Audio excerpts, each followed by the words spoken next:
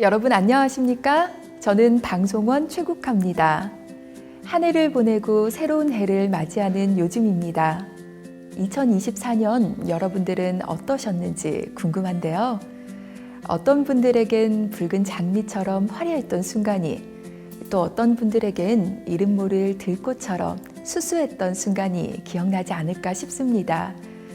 그 중에서도 저는 올여름을 뜨겁게 달궜던 프랑스 파리에서 열렸던 여름 올림픽이 떠오르는데요. 올림픽에는 우리의 시선을 끄는 주요 경기가 끝나고 나면 장애인들이 참가하는 경기도 열립니다. 자신의 한계를 뛰어넘는 장애인들이 구르고 쏘고 헤엄치고 또 달리는 그런 아름다운 모습을 북한 선수들을 통해서는 볼 수 없어서 너무 아쉬웠는데요. 북한에서 장애인에 대한 관심과 활동이 줄어들고 있기 때문이 아닐까 하는 걱정도 들기도 하더라고요. 올해 발표된 한국통일부의 북한 인권 보고서를 보면 더욱 그러한데요. 그래서 저희 방송은 새로운 해 2025년에는 북한의 장애인들도 마음껏 자유와 행복을 누리며 꿈을 펼치고 달릴 수 있기를 바라는 마음을 담아 총 8차례에 걸쳐 특집 프로그램 나는 달리고 싶다를 준비했습니다. 북한이 아닌 한국과 다른 사회의 장애인들은 어떻게 자신의 모습을 그리고 자신의 삶을 펼치고 살아가고 있는지 살펴볼 거고요. 그렇다면 북한의 장애인들의 상황은 어떠한지 마음껏 달릴 수 있는 자유와 꿈을 위한 어떤 노력이 필요한지를 생각해보는 그런 시간을 마련해 보겠습니다.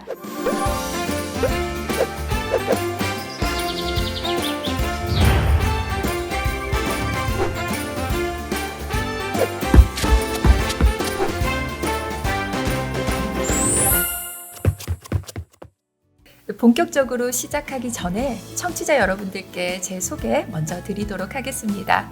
저는 지금 휠체어를 타고 있고요. 또 휠체어에 앉아서 여러분들께 방송을 전하고 있습니다. 네, 맞습니다. 저 역시 이번 방송의 주인공들처럼 장애를 갖고 있는 장애인인데요. 2006년에 계단에서 떨어지는 사고로 인해 척수 손상을 입게 됐고요. 그래서 지금처럼 휠체어를 타고 생활하고 있습니다. 하지만 저는 치료와 재활을 잘 받아서 지금은 장애에 대한 강의 활동을 하는 행운을 얻게 됐고요. 이후에 진행자와 또 뉴스 방송원으로 활동하며 휠체어를 타고도 누구보다 바쁘고 힘차게 달리고 있습니다.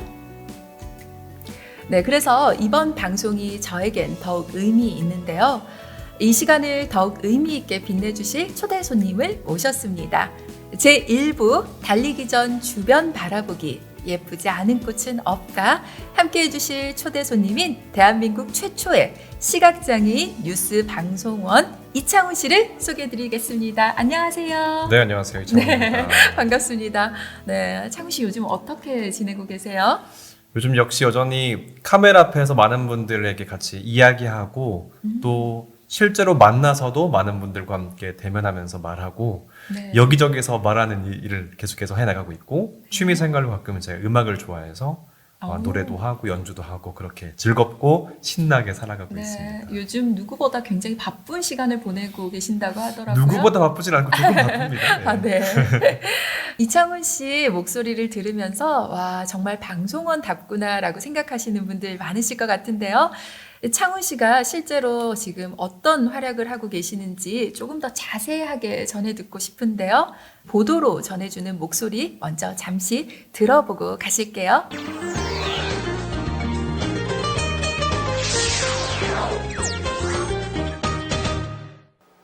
안녕하십니까. 생활뉴스입니다. 학교 창문의 안전대 설비가 허술해 추락 위험이 높다는 KBS의 보도와 관련해 서울시교육청은 창문에 안전대가 없는 초중학교와 특수학교 394곳 가운데 238곳에 이달 중 예산 40억 원을 긴급 지원하고 네, 처음 뉴스 방송원으로 뽑히신 방송국이 바로 KBS였죠. 네, 한국 방송이라고 하죠. 네. 이 KBS가 공영방송으로서 방송사 중에서는 대한민국에서 가장 크고 또 경쟁률 역시나 굉장히 치열하잖아요. 북한에 우리가 조선중앙 텔레비전과 같은 곳이라고 생각하면 되죠. 정확하게 말씀해 주셨습니다. 네. 네. 당시에 경쟁률이 정말 어마어마했다고 들었는데 어느 정도였나요? 항상 제 입으로 말할 때마다 약간 부끄럽기도 하면서 조금 당당한 느낌이 있는데 네. 제 입으로 경쟁률을 말씀드리자면 523대 1의 경쟁률이었습니다. 와, 523명을 뚫고 네, 한 분이 당당하게 뽑히셨는데 그분이 창훈 씨였다라는 거죠. 네, 대한민국 첫 네, 아, 맞습니다. 정말 대단합니다. 그때가 벌써 10년이 넘었잖아요. 14년 정도 됐네요, 회수로. 네, 벌써 그렇게 됐군요. 당시에는 내가 뉴스 방송원이 될 수 있을까? 정말 이런 생각을 하는 것조차 쉽지 않으셨을 것 같은데 어떻게 지원하게 되셨을까요? 제가 초, 중, 고등학교, 대학교 다니면서 이런 얘기를 들은 적이 있습니다. 창훈아, 너는 그냥 들리는 목소리보다 마이크를 댔을 때 목소리가 참 좋다. 이런 얘기를 한 번 정도 들었었고요. 네. 그리고 그런 과정에서 학교를 다니면서 다양한 어떤 진행을 해볼 경험들도 있었고 또 실제로 이렇게 오디오, 라디오로 방송을 한번 당시에 이제 컴퓨터로 이렇게 방송을 하는 시간이 있어서 사람들한테 직접 방송을 해보는 그런 경험을 한 적이 있어요.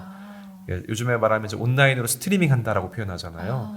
예, 그런 방송을 하면서 사람들한테 굉장히 좀 재밌더라고요. 직접 구성도 해보고, 그다음에 좀 그 프로듀서로서 방송 여러 가지 음악도 골라보기도 하고, 네. 또 방송원으로 진행도 해보면서 방송이 매력 있고 재밌다 이런 여러 가지 생각 끝에 한번 도전해 봐야겠다.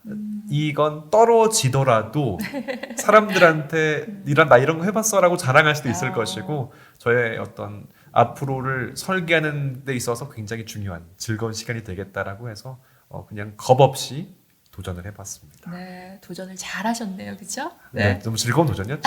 네.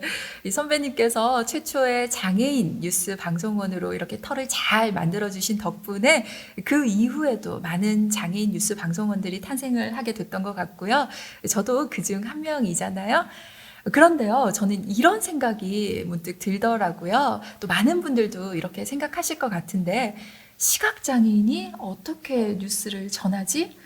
어떻게 읽을까? 이런 것들 되게 궁금하거든요. 제일 궁금한 점이 아닐까 생각을 하는데요. 대부분의 많은 분들은 우리가 정보를 받아들이는 매체가 눈입니다. 근데 저는 양쪽 눈이 모두 실명을 해서 전혀 눈을 통한 정보 습득이 안 돼요. 네. 그 대신에 이 손으로 정보 습득을 할 수 있습니다. 바로 네. 그게 점자입니다. 아, 그래서 점자를 손으로 좌우로 왔다 갔다 하면서 네. 이 점자를 읽어가면서 뉴스를 진행을 했습니다. 이렇게 왔다 갔다 하면서 뉴스를 빠르게 진행할 수 있었습니다. 네. 그 귀로 들으면서 뉴스를 하시는 분들도 계시더라고요. 네. 네. 아무래도 귀로 들으면서 뉴스를 하게 되는 과정이 좀 번거로운 부분이 분명히 있는데요.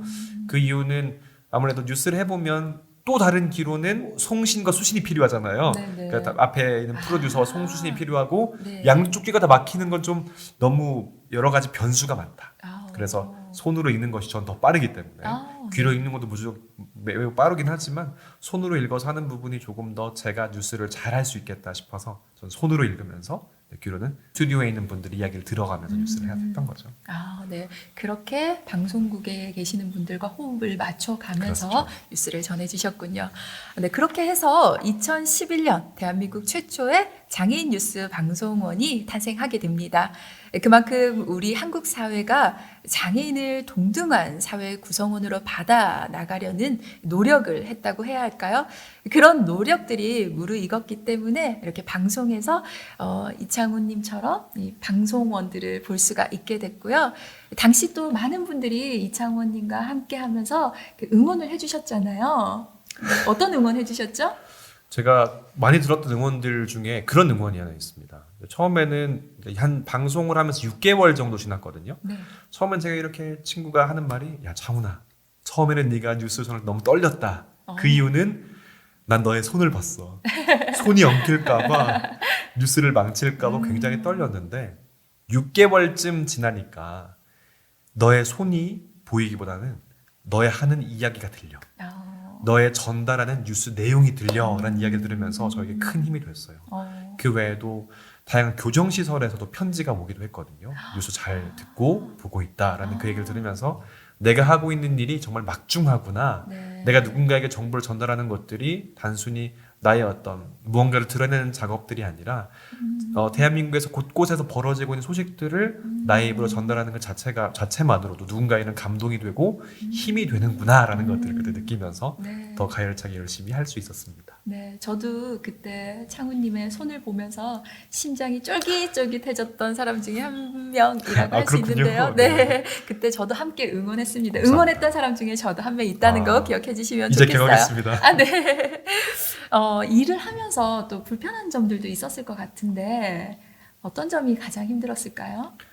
저는 많은 정보들을 눈이 아니라 손과 귀로 받아들일 수밖에 없잖아요. 네. 그러다 보면 방송, 특히 텔레비전이라는 이 방송은 화면, 화면을 통해서 저를 바라볼 수밖에 없기 때문에 제가 어떻게 화면이 비춰지고 있는지에 대한 제가 스스로 정보를 습득할 수 없기 때문에 다양한 분들이 이랬으면 좋겠다, 머리는 이렇게 했으면 좋겠다, 표정은 어떻으면 좋겠다 이런 데 많은 정보들이 오는데 무엇을 취사 선택해야 될지에 대한 그런 어려움들이 있어서 그 부분들을 주변 방송인 선배들에게 많이 좀 여쭤봤던 부분들, 제가 탐지하고 제가 어떤 고려할 수 없는 부분에 대한 부분들, 이런 부분들에 대한 정보를 어떻게 앞으로 처리해야 될지 이런 부분이 좀 어려운 부분이 있었습니다. 아, 네. 사공이 많으면 배가 산으로 간다라는 네. 말처럼 정말 많은 분들이 응원을 해주셨네요.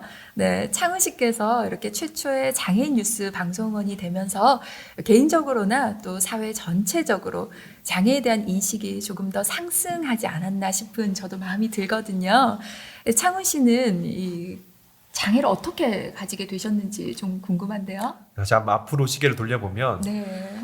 아까 2006년에 사고로 인해서 장애를 갖게 되셨다고 말씀하셨잖아요. 네. 저는 1986년쯤 아, 제가 더 장애 나이가 많죠. 선배님이시네요. 네. 제가 태어난 지 한 7개월쯤 됐을 때 뇌수막염으로 인해서 그 후유증으로 두 눈에 다 실명을 하게 됐어요. 네. 완전히 안 보이게 되면서 네. 그때부터 저는 이제 시각장애 중증, 최중증 시각장애인으로서의 삶이 네. 시작이 됐습니다. 네. 아예 볼 수 없는 걸 우리가 전맹이라고 부르잖아요. 맞습니다. 그렇죠? 네. 네. 그러면 전맹의 장애 유형에 속한다라는 말씀이신 거죠? 그렇습니다. 전혀 볼 수 없는 전맹입니다. 이 대부분이 어린 시절에 장애인이 됐으면 학교에 다니기 힘들었겠다라고 생각하실 수도 있잖아요. 그럼 창훈 씨께서는 어떻게 교육을 받으셨는지 또 어떻게 성장을 하셨는지 저는 그것도 되게 궁금하거든요. 제가 태어난 지역이 서울, 그러니까 대한민국 수도 서울에서 천리나 떨어진 경상남도 진주였거든요. 진주에는 그 특수학교가 없습니다. 그러니까 장애학생을 가르칠 수 있는 여건이 되는 특수학교, 또 시각장애 특수학교가 없어서 부모님이 많이 고민을 하다가 여러 군데 뭐 대도시인 부산도 가보고 여러 지역을 가봤는데 네. 부모님 성이 안 차서 천리나 떨어진 서울에 오. 저를 유학을 보내서 네. 8살 때 서울 올라와서 부모님과 떨어져서 초, 중, 고등학교를 다니게 됐습니다. 그러면 혼자서 생활을 하셨나요? 네, 8살 부모님과는 떨어져 있었고 때부터? 네. 거기 계신 서울에 있는 학교에 있는 선생님들과 형들과 다 모르는 사람들과 함께 네. 12년을 보냈던 게 된 학교 거죠. 안에 있는 기숙사 그렇습니다. 생활을 했다는 말씀이시죠? 맞습니다. 야, 부모님의 전폭적인 지원이 있었기 때문에 이렇게 좋은 교육 환경이 창훈님에게 마련이 됐지 않나 싶은 그런 생각이 드네요. 네, 아무래도 이런 네. 부분이 있는 것 같아요. 부모님 혼자서 결정할 수 없는 부분인데 주변의 많은 분들이 당시에도 학교를 보내야 한다. 학교를 보내서 스스로 사회인으로 자립할 수 있는 사람이 되어야 한다라는 많은 분들의 조언이 있었던 걸로 제가 들었습니다. 네. 부모님의 결단 더하기 주변 사람들의 조언이 더해진 결과다. 네. 이렇게 말씀드리고 싶네요. 와, 창훈 씨 부모님 이야기를 들으니까 제가 또 생각나는 분이 네, 계신데요. 네. 이 교육하면 우리가 헬렌 켈러 많이 떠올리잖아요. 맞습니다. 네, 제가 존경하기도 하고 좋아하기도 하는 미국의 헬렌 켈러라는 분입니다. 이분 역시나 2살 때 뇌막염을 앓으면서 듣는 것도 또 보는 것도 그리고 말하는 것까지 어렵게 됐고요. 또 설리번 선생님이라는 훌륭한 선생님을 만나서 자신의 장애에 굴하지 않고 무려 5개 국어를 배우면서 대학교에 진학해서 또 작가로 활동하기도 했고요.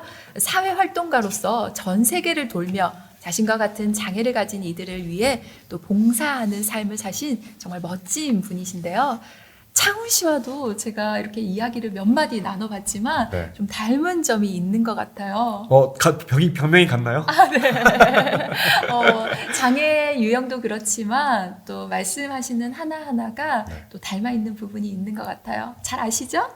잘 아는 분입니다. 네. 그분도 열심히 교육받고 어떻게 보면 그 협업이죠. 선생님과 협업도 중요하고 사회 구성원들과의 관계도 중요하고 네. 또 어떤 열정들 준비하면서 가져가는 그런 모습들이 조금은 제가 뭐 다 따라갈 수는 없겠지만 닮아 있는 부분이 아닐까 이런 조심스럽게 생각해 봅니다. 네.